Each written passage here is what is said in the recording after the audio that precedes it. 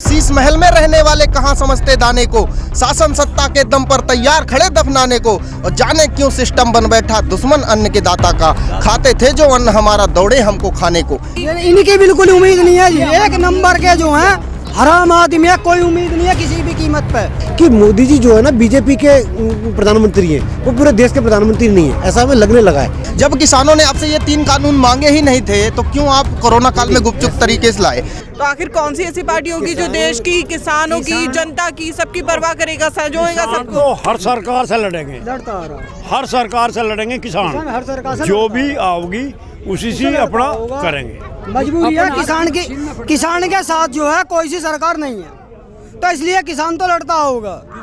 मजबूरी है जी इनकी तो लड़ना, जो है कोई सरकार इनके साथ नहीं है। थोड़ा घना जो मांग रहे हैं ये किसान, जो थोड़ा घना मांगते हैं लड़के मांगते हैं जी अपना। अब इस मोदी ने जबरदस्ती दे दिया, नू इनको झेल लो।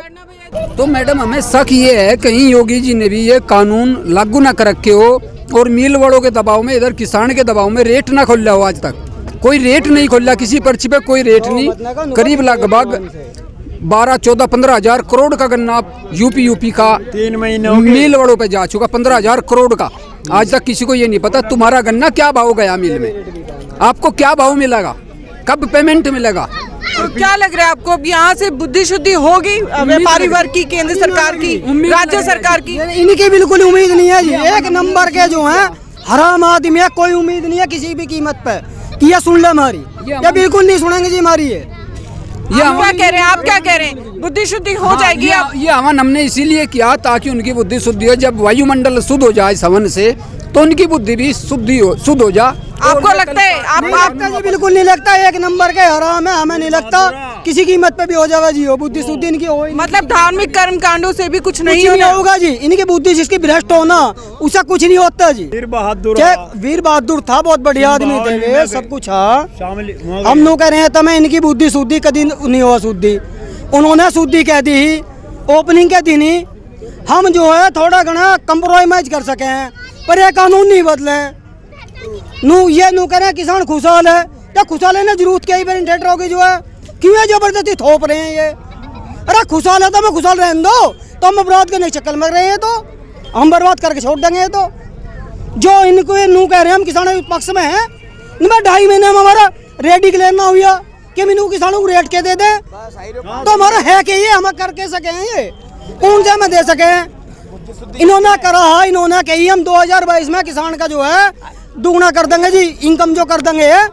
कौन सा फार्मूला ले रहे, इससे एकदम दुगना हो जाएगा हमारा किसान जो का रेट जो है वो एक नहीं होगा। अगर ये हमारा 2022 में दुगना कर दे, इस कानून को आज मान ले, हम बिल्कुल नहीं हो हमारा। सरकार जो तारीख पे तारीख दे रही है ना, इससे हमारा जो है ना सरकार के प्रति भरोसा उठ रहा है कि सरकार हमारी सुन नहीं रही है, क्योंकि हमारी तरफ सरकार ध्यान नहीं दे रही है।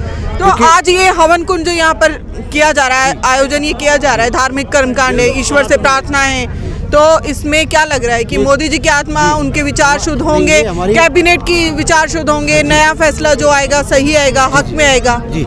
इसलिए हवन किया जा रहा है कि सरकार को सद्बुद्धि दे, और ये जो है ये हवन कुंड की जो आग वो होती है, धुआं होता है, उससे ही जहाँ तक जाता है ना धुआं जो है, वहाँ तक वो वातावरण को शुद्ध कर देता है। जैसे हमारे कुंड का जो धुआं जाता है ना, वो पूरे वातावरण को शुद्ध कर देता है। तो हमें ऐसा लग रहा है, इसलिए हम हवन कर रहे हैं कि ये वातावरण जो दिल्ली यहाँ से 20 किलोमीटर की दूरी पर है, तो वहाँ तक संसद तक इसके बाद जहाँ मोदी जी रहते हैं वहाँ तक पहुँच जाए और ये वातावरण शुद्ध हो जाए, यहाँ तक इनके विचार में कुछ आ जाए। सरकार की तरफ से अभी तक कुछ भी किसानों के लिए जिन्होंने अपनी यहाँ जान गंवाई है धरना प्रदर्शन में, या सरहद पर आने जाने में एक्सीडेंट में वो मारे गए हैं, या धरना स्थल पर उनकी जान गई है ज़्यादा सर्दी में, या जिस भी वजह से प्रदर्शन के समय में कोई घोषणा नहीं की गई है? बिल्कुल, मैं तो ये कहना चाहूँगा कि अभी जैसे हमारे 55 लोग करीब 55-60 लोग करीब शहीद हो गए हैं, और सरकार ने एक ट्वीट भी नहीं किया है मोदी जी का। मैंने भी 2 दिन पहले पढ़ा था कि गांगुली जी की तबीयत खराब हो गई, अभी बंगाल में चुनाव है,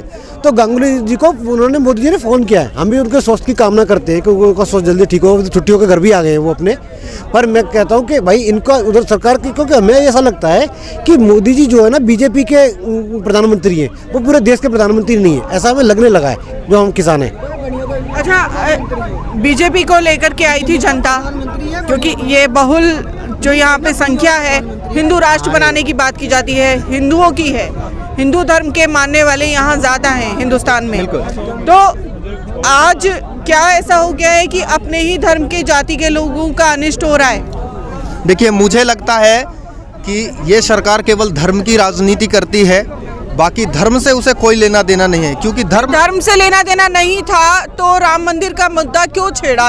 कितना सेंसिटिव मुद्दा था। देखिए, सेंसिटिव मुद्दा है ये, जब तक पोलराइजेशन नहीं करेंगे ये सत्ता में एक दिन नहीं रह सकते हैं। अगर मैं कहता हूँ ये 3-4 चीज़ें, पाकिस्तान, देशद्रोह, आतंकवादी, खालिस्तानी, वामपंथी, ये 5-6 शब्द अगर ये छोड़ दे तो इनकी डिक्शनरी में कुछ नहीं है। इनकी डिबेट की शुरुआत और इनके पूरे पन्नों की शुरुआत यहीं से होती है। वामपंथ वो भी गलत है, जो सेंट्रलिस्ट है वो भी गलत है।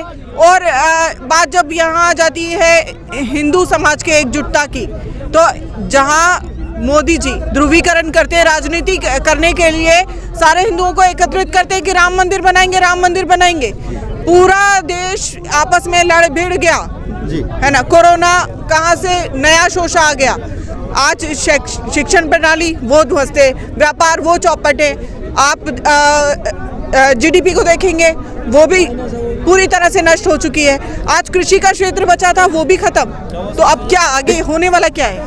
कोई भी जब कानून जो है जनता मांग करती है, अगर लॉ एंड ऑर्डर, जब लॉ एंड ऑर्डर जो है वो बिगड़ता है तो जनता मांग करती है वहाँ के एसपी से, वहाँ के आईजी से कि आप लॉ एंड ऑर्डर जो है मेंटेन करिए। जब किसानों ने आपसे ये 3 कानून मांगे ही नहीं थे तो क्यों आप कोरोना काल में गुपचुप तरीके से लाए? क्योंकि जैसा आपने कहा कि ये धर्म की राजनीति करने वाले हैं, हिंदू धर्म की राजनीति करने वाले हैं, तो मैं मोदी जी से कहना चाहता हूँ कि यहाँ जो किसान भाई मरे हैं वो किसी दूसरी कौम के नहीं मर रहे हैं, हिंदू धर्म के ही मरे हैं। तो एक बार तो आंसू बहा देते। अगर सिख या मुस्लिम या बुद्धिस्ट या कोई और मरता तो मानवाधिकारों का भी हनन हो रहा है, पूरी तरह से अर्थव्यवस्था भी चौपट हो रही है। तो आखिर जो सरकार हमने चुनी वो कहाँ है? हमने जो सरकार चुनी है वो उद्योगपतियों की गोदी में जाकर बैठ गई है। इन 2 दत्तक पुत्र मोदी और अडानी के चक्कर में सरकार जो है पूरे देश के किसानों, जो आज रोड पर, जो असली अन्नदाता है देश का, जो असली मालिक है, आज रोड पर सो रहा है और सत्ता एसी पर सो रही है। मैं तो कहता हूँ शीश महल में रहने वाले कहाँ समझते दाने को, शासन सत्ता के दम पर तैयार खड़े दफनाने को। और जाने क्यों सिस्टम बन बैठा दुश्मन अन्न के दाता का, खाते थे जो अन्न हमारा दौड़े हमको खाने को। ये इनकी नीति हो गई है। आज जो हमारा अन्न खा रहे थे हम ही को दफनाने और हम ही को जो है खाने के लिए दौड़ रहे हैं। जिस देश में कल का भविष्य छात्र हमारे, उनके ऊपर लाठीचार्ज किया जाए, अन्नदाता जो अन्न उगाते हैं, सबका पेट भरते हैं, उनके ऊपर लाठीचार्ज किया जाए, आंसू गैस के गोले छोड़े जाए, वहाँ की सरकार को क्या कहेंगे आप? नहीं, देखो, सबसे पहले तो मैं ये चीज़ कहना चाहता हूँ, जैसे हम जो लोग हैं, जैसे यूपी से लोग आ रहे हैं और हरियाणा से लोग आ रहे हैं, तो हम हरियाणा सरकार से और यूपी सरकार जो भी सरकार है उनसे हमारा कोई लेना देना नहीं है। हमें अपनी बात रखने के लिए दिल्ली आना है, हम दिल्ली आना चाह रहे हैं। ये सरकार हमें क्यों रोक रही है? राज्य की सरकार से हम सीधे रोड पर चल के आ रहे हैं। आपने देखा इतना बड़ा जमघट, इतना बड़ा मानव आराम से बैठा हुआ है। एक इनका कोई भी आंदोलन होता है ना, जैसे बीजेपी वाले आते हैं रोड पे या कांग्रेस वाले आते हैं या और कोई दल आता है, तो ये आग जलाएं, गाड़ियां जला देंगे या क्यों कर देंगे, ऐसा हम तो नहीं कर रहे ना। फिर भी हमें ये क्यों रोक रहे हैं? हम खासकर यूपी योगी जी की पुलिस जो लगा रखी है जगह जगह, जहाँ भी आप बॉर्डर पे, टोल नाका या बॉर्डर जो भी आता है वहाँ पुलिस वाले रोकते हैं, कहाँ जा रहे हो? तो उनसे देखा कि दिल्ली जा रहे हैं लोग, तो वहीं पर ही थाने में बंद कर देंगे, 2-2 घंटे 3-4 घंटे बंद करके रखते हैं।